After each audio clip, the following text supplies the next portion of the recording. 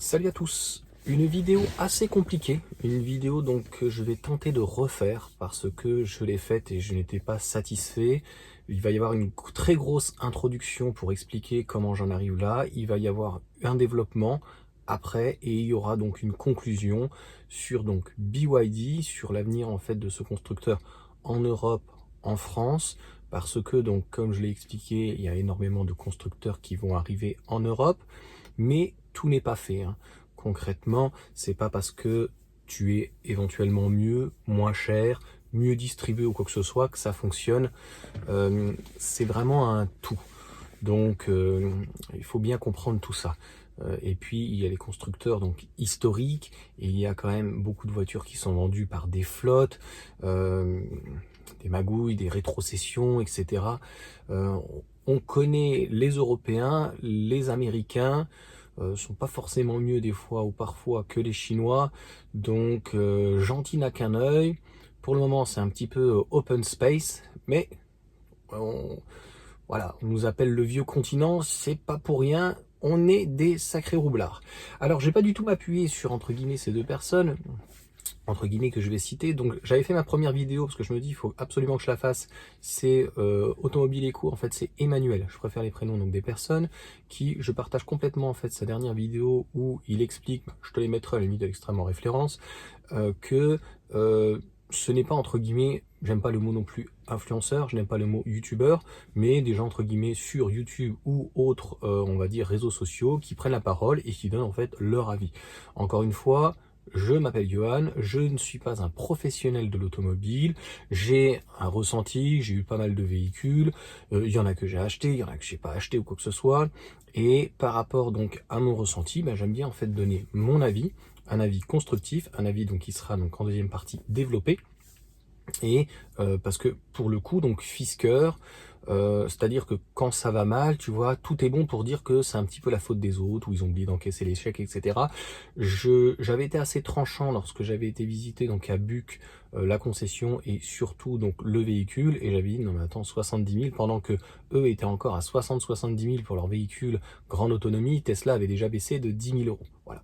Donc on va parler vraiment de tout ça. C'est une vidéo très compliqué, c'est une vidéo que je ne peux même pas en fait établir, construire, tu vois, prendre des notes ou quoi que ce soit, j'ai vraiment tout dans la tête, mais je vais essayer vraiment de prendre tous les tenants des aboutissants, parce que j'ai revu une autre vidéo, j'aime bien les petits shorts de French Traveler, donc Vincent, moi je me parais plutôt assez gentil par rapport à lui, hein. Donc de toute façon il a dit qu'il regardait pas les autres vidéos des autres ou quoi que ce soit, donc je pense qu'il viendra pas la regarder. Et grossièrement le type te dit voilà, les voitures, le modèle Y Tesla, en tout cas Tesla c'est fini. Waouh, et ben dis donc, moi je me dis que finalement je suis un enfant de cœur, hein, par rapport à lui, hein. Donc on va aller quand même un petit peu plus loin de cette réflexion en disant Tesla c'est fini, quels sont les avantages, quels sont les inconvénients, quels sont les atouts. C'est surtout que c'est pas le problème de la voiture électrique ou de la voiture tout court, c'est plutôt que ça coince en fait, c'est au niveau des budgets. Donc aujourd'hui, il y a un certain prix, prix de développement, etc.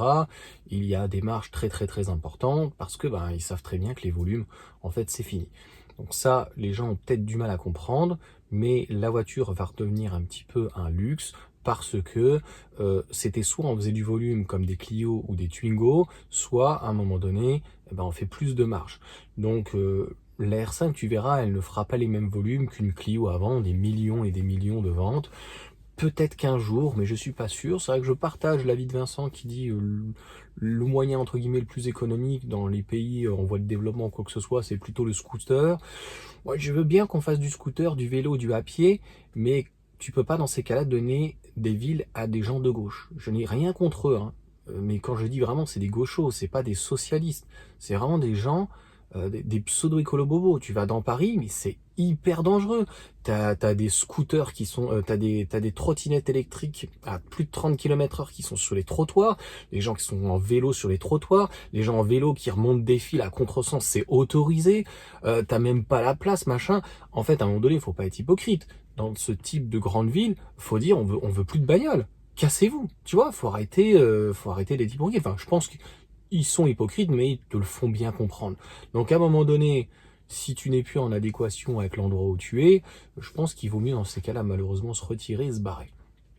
Donc la voiture, on va parler en fait de BYD, de ce que j'en pense, de ce que j'ai pu voir, et c'est parti.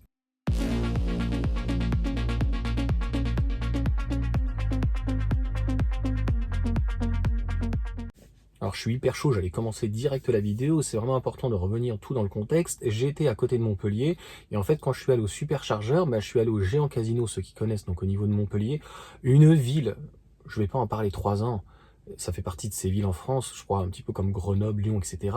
Une ville dégueulasse, je suis désolé, franchement, c'est pas propre du tout, quoi. On n'a pas l'impression d'être en France là-haut. C'est vraiment bientôt le tiers-monde, quoi. Bref, on arrive au Superchargeur, on en profite, toujours nos petits bons plans. Donc en ce moment, il y a Burger King qui fait, en plus des tourages, là, des tirages, etc., machin, une petite roue.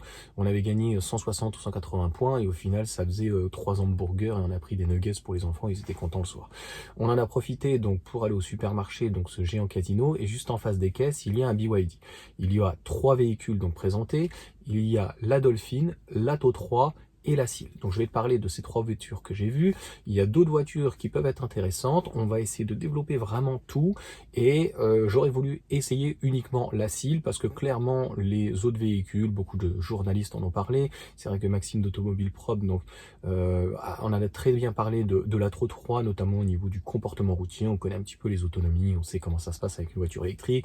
On a un véhicule donc LFP. Donc BYD à la base, ça fait pratiquement 30 ans, c'était un constructeur à la base de batteries. Il est spécialisé dans les batteries, et aujourd'hui il est spécialisé dans les voitures électriques. C'est assez rare d'avoir en fait un constructeur qui maîtrise tout, et je crois d'ailleurs que c'est logiquement le seul. C'est comme si un petit peu CATL, le numéro 1, numéro 2, ils se chapeautent tous les deux, donc faisaient des voitures électriques. Et ce qui m'a bluffé tout de suite donc sur la Seal, c'est vraiment c'est ce châssis et ces batteries dites BLED, LFP, lithium fer phosphate. Donc il y en a deux, je crois qu'il y en a une qui fait 70-71 kWh, et l'autre qui fait 82 kWh, donc des batteries quand même très très lourdes. Donc un véhicule en termes de châssis, je sais pas ce que ça donne. On est sur une concurrence face à la Model 3, puisque on est sur les mêmes dimensions à 4 cm près, en termes de propulsion, en termes de puissance, en termes voilà, de volume. Donc c'est à peu près la même chose. En Chine, la BYD, s'il est un tout petit peu moins cher, la Model 3 un petit peu plus logiquement, et en France par contre il y a une très grosse différence puisque la Model 3 est à 42, là où la Seal est quand même à 47 000. Donc il y a un problème clairement tout de suite d'emblée de BYD au niveau du prix. Donc ça reviendra vraiment en conclusion, c'est-à-dire les choses qui sont améliorées, les choses qui sont positives. Et si les choses sont pas améliorées, je peux te dire que BYD, ils feront un total bid. Mais il y a des choses vraiment très positives.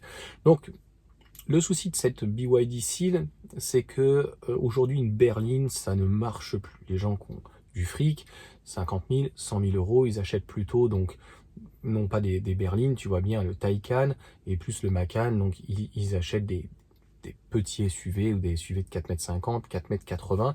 Donc pour le moment, malgré qu'elle soit très très bien, alors j'ai trouvé extrêmement bien fini. Je trouve que le véhicule est très intéressant. Au niveau du châssis, on est très bas comme la Tesla, et en fait à l'intérieur, on n'a pas l'impression d'être dans un châssis avec structurel ou quoi que ce soit, enfin avec une batterie en tout cas intégrée, parce que on y est vraiment très bien. À l'arrière, on y est très bien. Le coffre est pas hyper pratique. Par contre, voilà, c'est pas un véhicule, même s'il a été fait a priori pour l'Europe, qui est quand même destiné pour l'Europe. Et je trouve qu'au niveau de la tablette, l'infodivertissement, c'est très très moyen. Moi qui ai l'habitude des iPhones depuis pratiquement 15 ans, j'ai mon téléphone, j'ai ma tablette, j'ai eu la première tablette je crois, machin, et j'ai commencé avec l'iPhone 4, tu vois, donc ça commence à remonter. Je n'ai jamais été déçu par Apple. Ça a des avantages et des inconvénients. Avec Apple, c'est vrai que pour partager, tu n'as pas Windows, tu n'as pas Excel, Word, mais bon, tu peux l'avoir au final. J'ai réussi à l'avoir sur le téléphone, donc on arrive quand même à adapter des choses. Donc c'est comme la Tesla, il manque des choses, mais on arrive finalement à adapter des accessoires qui te font éventuellement même sauter la garantie. Mais à un moment donné, Tesla, il y a des manques, mais on peut éventuellement les corriger.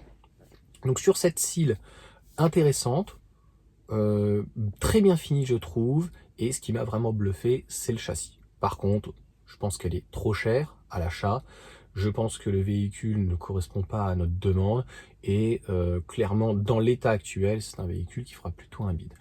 Le véhicule, par contre, en leasing est très intéressant, c'est-à-dire qu'il est à 500 € par mois. Je te mettrai des incrustations dessus, et puis tu vois, des petites vidéos de l'intérieur sans prétention. Encore une fois, je suis ni professionnel de l'automobile, ni journaliste. Je te donne mon avis et comment je vois l'avenir en fait de BYD. Mais ça, on en parlera encore une fois dans la conclusion. Sans apport, 500 € par mois, c'est vrai que ça fait mieux que la Model 3, et c'est vrai que dans ces prix-là, bah, tu as plutôt un Scénic. Donc à choisir, c'est vrai peut-être entre un Scénic et une Seal.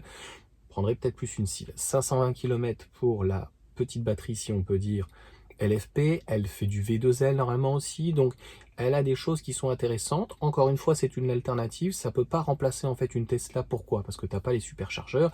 Je suis pas d'accord en fait avec Vincent, c'est que les Tesla, en fait, les autres non Tesla ne peuvent pas aller sur tous les superchargeurs. Notamment, j'ai quelqu'un qui m'a posé la question pour le Portugal, et puis Cédric part au Portugal et il m'a dit il y a rien. Alors avec sa MG4, il a réussi à partir jusqu'en Norvège, mais il y a des endroits, en fait, tout ce qui n'a pas été financé par l'Union européenne, en fait, ça a été financé par Tesla, et Tesla s'est gardé en fait leur superchargeur, et je trouve qu'ils ont tout à fait raison. C'est peut-être un peu égoïste, mais de dire que ben, les superchargeurs n'ont pas à s'ouvrir en fait à toutes les autres voitures, qu'on reste en fait dans un écosystème comme avec Apple. Moi, ça ne me choque pas. On est dans un écosystème. Tu rentres en fait comme le club TOCF, hein, tu rentres dans un écosystème, l'écosystème Tesla, avec ses avantages et ses inconvénients. Il y a toujours, en tout cas, à ce niveau-là. La deuxième, je trouve, qui est vraiment le meilleur rapport qualité-prix, si on peut dire, c'est l'Atto 3. Alors, je te remettrai en incrustation toutes les informations. Ce véhicule actuellement est proposé à 37 000 €. Le prix ne reflète rien. Le prix ne reflète absolument pas le prix réel de ce véhicule, puisqu'il vaut en fait que dalle. Et ils ont décidé de mettre un prix, puisque le prix au départ était à 43 000, et ce véhicule est déjà un peu plus mesquin, j'en avais déjà parlé, puisqu'il avait 3 finitions. Donc logiquement, une seule batterie, un moteur. On fera pas de miracle, on n'est plus sur une track propulsion, on est vraiment sur du classique. Un moteur, normalement, il n'y a pas de frein contrairement à la Seal. On est vraiment sur un véhicule typé scénique, un petit peu plus puissant, batterie LFP, mais un véhicule, on va dire, quelconque. Donc par rapport en fait à un Scénic qui est à 40 000 € avec des aides, surtout en Ile-de-France et ailleurs, concrètement, je vois pas l'intérêt en fait de cette Atto 3. Je trouve qu'elle est intéressante en leasing, c'est toujours la même chose. Donc de mémoire, on était dans les 400 €. Donc ils sont très bien placés en leasing. Le véhicule en soi à l'extérieur est propre. À l'intérieur, moi je n'aime pas du tout, je les mets déjà pas en photo. Il fait pas cheap, il fait en fait c'est un véhicule qui est destiné à l'Europe, et ils ont voulu faire quelque chose de coloré. Bon, moi j'aurais préféré quelque chose de simple et efficace, comme dans une Tesla. J'aime beaucoup en fait le tableau de bord, etc. Vraiment tout. C'est-à-dire qu'on est pour nettoyer, pour les enfants, c'est très pratique. Et des cordelettes, en fait, quand tu mets des cordelettes à l'arrière pour les enfants, tu peux être sûr qu'ils vont te les flinguer, ils vont te jouer avec, ça va faire un bruit de fou. Je te le mettrai en incrustation, tu verras le bruit, etc. que ça fait. Bon, pas cheap, mais voilà, il y a trop de matériaux, on voit avec du bleu, du machin, du bidule. Moi, j'aime pas, c'est mon avis. Donc le véhicule est plutôt bien doté, très bien doté. Il était trop cher au départ, et le responsable me dit 10 000, mais il me semblait qu'ils avaient baissé de 6-7 000. Mais en gros, voilà, il te baisse par tranche de 10 000, tu vois, parce que le véhicule, il vaut rien. Donc en gros, le leasing, encore une fois, assez intéressant. 37 000, je suis pas certain que ça soit si intéressant, dans la mesure où elle a pas de bonus et que tu as d'autres véhicules qui sont bonusés et pour le moment qui sont intéressants. Donc voilà, juste pourquoi pas en leasing. Et par contre, moi c'est un véhicule où je pourrais pas me positionner dessus, parce que il y a peut-être pas assez d'autonomie, un petit peu comme la Seal, tu vois. 71 kWh de batterie, on voit que c'est un véhicule qui consomme quand même beaucoup, qui n'est pas très efficient, puisqu'en WLTP, il est donné à 520. Donc la Tesla, je suis désolé de le dire, fait mieux en WLTP, et avec une batterie plus petite, CATL aussi en LFP. La dernière, c'est la Dolphin. Elle est très chère, trop chère. Ça ne les vaut pas, je trouve.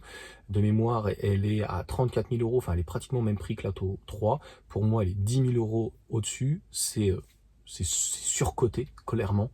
On revient un petit peu dans le même esprit, donc je crois que ça doit être même peut-être châssis partagé, une traction 204 chevaux, donc un véhicule vif, mais encore une fois, c'est toujours la même chose, c'est le plaisir quand même de conduire. C'est bien beau d'avoir un véhicule vif avec beaucoup de couple, 204 chevaux doit y avoir dans le 270-300 Nm, trop de couple en fait sur un essieu, voilà, au niveau de l'avant, sur une traction, et donc on n'arrive pas à pouvoir exploiter la totalité en fait de ce couple. À l'intérieur par contre c'est d'un cheap. Je te mettrai les incrustations de la photo, je me rappelle, enfin j'ai vu à un moment donné, j'ai regardé la poignée en fait elle bougeait, elle est branlante, tous les montants au-dessus ne sont pas moussés, donc c'est très très très plastique, assez cacaille, pour moi ça vaut 25 000 balles, concrètement on est à 35 000 euros, si on reprend donc une Renault, parce que je trouve que les Renault sont quand même mieux positionnés en termes de prix par rapport à Peugeot, je suis désolé, mais après on pourrait voir un Mach-E, hein. Un Mach-E on est aux alentours des 500 euros de leasing, alors entre un Mach-E et on parlera du Silbull et les autres qui n'étaient pas présentés, je pense que je prendrais plus une Ford. Enfin bref, c'est un autre problème et je ferai la conclusion. Donc sur ce véhicule, moi j'en attendais vraiment plus. Et comme je te dis, donc si tu prends une Mégane qui est entre 38 et 42 000, si en plus tu es en Ile-de-France ou ailleurs, tu as des bonus, tu as des ZFE, tu as des surbonus, tu peux vite avoir 4 000 et 4 500 minimum, 8 000, je parle même pas de ceux qui peuvent avoir 7 000, plus encore 7 000, ça te fait 14 000, t'imagines bien. Donc en gros, un véhicule qui serait aux alentours des 40 000, si tu as pratiquement 10 000 euros d'aide, eh ben ça te le fait à 30 ans. Dans tous les cas, 30 000 euros, c'est beaucoup moins cher que ce véhicule qui ressemble plutôt type un monospace, on dirait un Modus. Voilà, donc ça fait pas compact. Je trouve que la MG4 par exemple en leasing qui est reproposée encore, donc Maxime m'a envoyé. Donc c'est mon opticien, c'est pas Maxime. Donc pour le coup, salut Maxime, 250 euros, donc ils font une prime de 5 000 euros, tu vois. Donc MG, je trouve qu'eux nous ont mieux compris. Voilà, ça c'est clair. Et puis la Luxury est à 347 euros je crois par mois, donc, et la standard donc 250 euros par mois sur 40 000 km, donc 10 000 km par an et 48 ou 49 mois. Donc MG, par rapport d'ailleurs à BYD, donc finalement on va faire la conclusion. Je dirais aussi il y a le Hang et le Tang je crois. Bon c'est des véhicules, à ce prix là t'achètes une Porsche. Ou, je suis d'accord avec Vincent, Zeekr. Derrière, tu as Volvo et Geely. Là, c'est clair qu'à 60-70 000, là, une 001, j'attends, je crois qu'on est beaucoup. Il y a François aussi. On en attend beaucoup donc de Zeekr. Et la Seal U a l'air plutôt intéressante. Une autonomie de 420 km, peut-être un peu trop légère. Une batterie dessus. Par contre, 42 000 euros, bah, c'est vrai que s'il n'y avait pas les aides par rapport au modèle Y, ça pourrait être intéressant. Par contre, là, quelqu'un qui a 47 000 euros a le modèle Y avec 600 km d'autonomie, moins 7, 40 000. 40 000 un modèle Y, et de l'autre côté, je suis désolé, 5 secondes 9, une super propulsion. Moi, j'adore. Ce qui est important pour moi, c'est le comportement routier. Et ce véhicule a un super comportement routier. On va finir donc sur la conclusion tout de suite. On en parle. Donc sur la conclusion, je trouve que BYD, j'ai été bluffé par la Seal. Je trouve que les véhicules sont dans l'ensemble plutôt assez bien finis. C'est très sérieux. On sent qu'il y a une volonté, mais pour le moment, c'est encore pas au point. Donc je suis très enthousiaste. Ça ne se voit peut-être pas sur ma tête, donc je suis très enthousiaste sur ce constructeur. Mais par rapport à Vincent, j'émettrais quand même énormément donc de prendre beaucoup de recul en disant Tesla est fini. Donc aujourd'hui BYD c'est des succursales, donc ça ne leur appartient même pas, donc du jour au lendemain ils peuvent partir de France.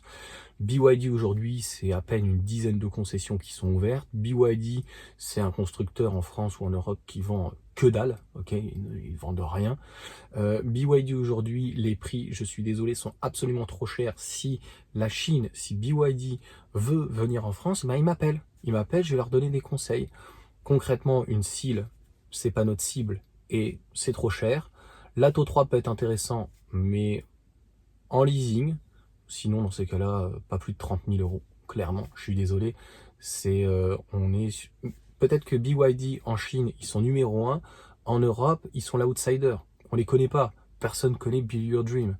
Voilà, d'ailleurs, la preuve qu'on est dans la mondialisation, l'entreprise s'appelle Build Your Dream. Donc, un Chinois qui a une marque américaine, quoi. On n'en finit plus. Et donc, la Dolphin, franchement, voilà, il n'y a que la Seal U qui me paraît intéressante, U, et les deux autres, le Hang, le Tang, voilà, c'est vraiment pas terrible. Donc, pour une réussite, parce que voilà, je vais t'apporter des solutions, du développement, parce qu'on dit qu'a priori, des fois, je développe pas en fait mes propos. Il faut plus de concessions. Ou alors, dans ces cas-là, tout par Internet et pouvoir mettre des véhicules à disposition. Au final, j'ai pas pu essayer les véhicules, ils sont pas toujours joignables, c'est assez compliqué. En fait, ils sont à l'ancienne. Je suis désolé. Tesla, que ça plaît pas, tu veux essayer la voiture, tu prends ton application, dans la journée tu l'as essayé, tu la laisses pendant une demi-heure, tu peux essayer tout ce que tu veux ou quoi que ce soit. La livraison, le véhicule, là tu peux en disposer, tu veux un véhicule tout de suite, tu l'as entre 2 et 3 semaines. Le véhicule, tu as le moindre problème, tu passes par ton application et avec un peu de chance, il y a un ranger qui se déplace ou quoi que ce soit. C'est pas parfait, c'est vrai qu'il manque en fait des concessions, c'est vrai qu'il manque des réparateurs, etc. Des fois les réparations sont très chères.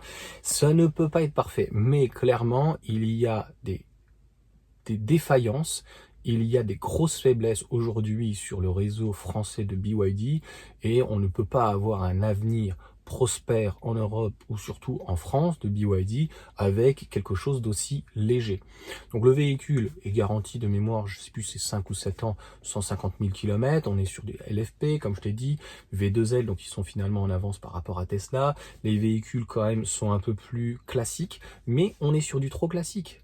Donc aujourd'hui, même si la moyenne d'âge c'est 50-60 ans des gens qui achètent, il y a quand même des petits jeunes donc qui ont du fric, heureusement quand même, qui payent vos retraites, les petits retraités quand même, et qui veulent s'acheter plutôt une Tesla qu'une BYD, comme je viens de te dire, pour la facilité, pour c'est simple, efficace, et on veut en fait un véhicule qu'on puisse utiliser d'une manière vraiment très simple. Donc les concessions, il va falloir développer le prix très concrètement. Donc la CIL pour moi, par rapport à la Model 3, alors qu'elle est moins chère en Chine, ça doit valoir en dessous de 40 000 euros. L'Atto 3, pas plus de 35, même aux alentours des 30 000. Et clairement, la Dolphin, ça devrait pas valoir plus de 30 000 euros et 25. Concrètement, autant MG, c'est à une volonté de vendre et les concessionnaires sont très contents et très frieux de prendre une franchise avec eux et ils font tout vraiment pour pouvoir vendre des voitures avec leur franchise. Ça avait explosé l'année dernière et cette année ça marche encore plutôt bien sans bonus ou quoi.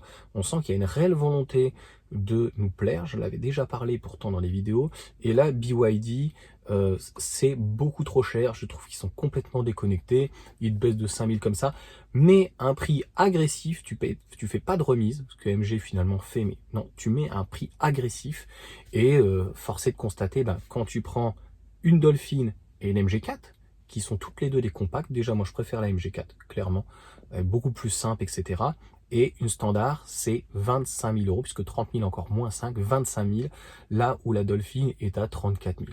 Donc, ils nous prennent, je n'aime pas ça du tout, ils nous prennent pour des barbeaux, ils pensent qu'en France, on est tous des milliardaires, et que, en gros, on aime bien les petits froufrous, baguette, tu vois, c'est comme ça, tu sais.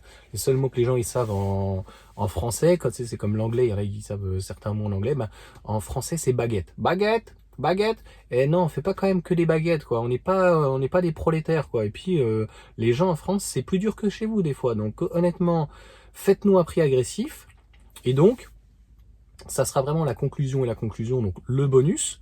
Donc si vraiment BYD veut donc les solutions que je viens de t'apporter, donc veut vraiment être prospère, il va falloir faire ça.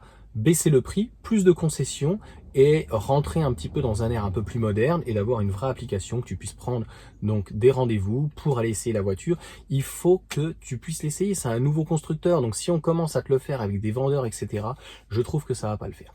Donc concrètement, si de toute façon BYD ne fait pas ça, BYD, clairement, ça sera un véritable flop.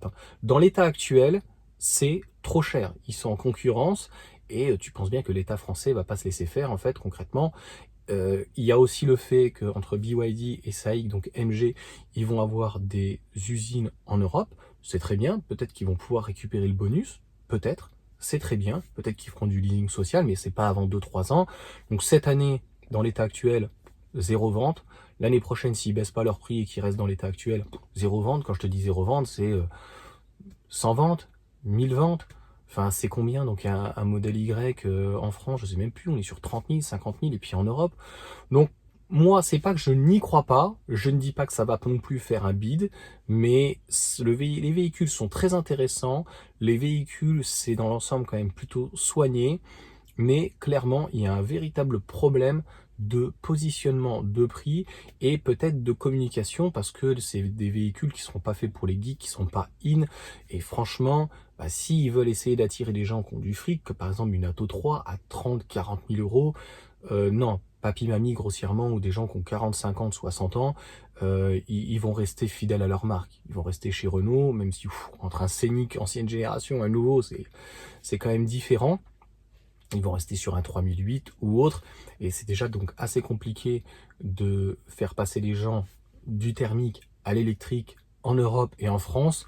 Donc en plus, si le véhicule est pas attractif, c'est ce que je disais dans ma vidéo donc précédente, et ça sera vraiment le petit bonus et la conclusion dans la conclusion, c'est que quelle est la recette que Dacia ait fonctionné à l'époque de Jean-Louis Schetzer, il est arrivé.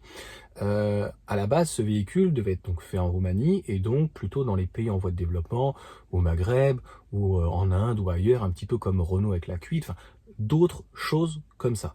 Et rebadger d'ailleurs Renault. Au final, c'était tellement pas cher que le succès, ben aujourd'hui, une Sandero se vend plus qu'une Clio, c'est un truc de fou. Et puis, on est loin de l'époque des Logan où à 10 000 euros, tu avais une caisse à savon, quelque chose de pas très sécurisé. Aujourd'hui, on est sur un Duster plutôt pas mal. Le deuxième, le troisième qui arrive, le Bigster.